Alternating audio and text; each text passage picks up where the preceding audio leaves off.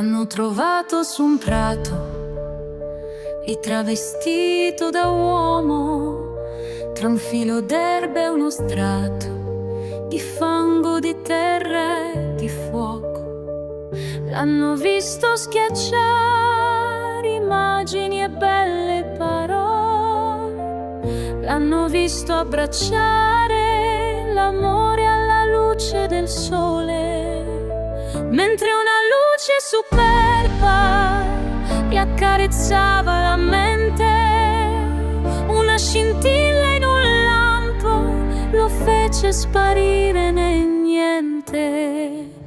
Solo chi come lui avrà toccato con mano i bassi fondi del cielo potrà andare lontano.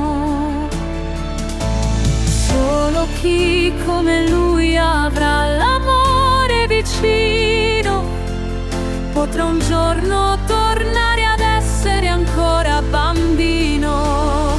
Onde come gabbiani avanzano contro le rocce, nuvole di ferragosto in un tramonto ancora rosso.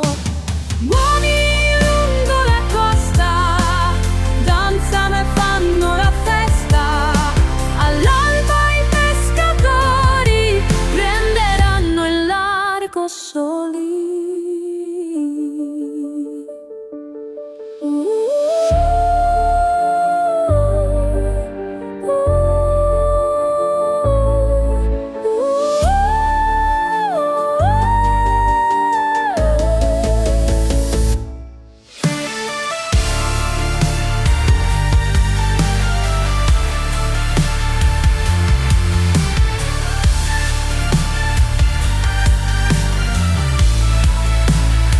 Più che un poeta lui era uno sguardo curioso e assetato.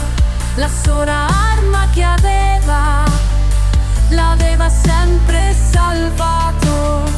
Ai fatti di carta e di stracci, ai fatti di cronaca vera, sapeva donare sapore, creare un'atmosfera.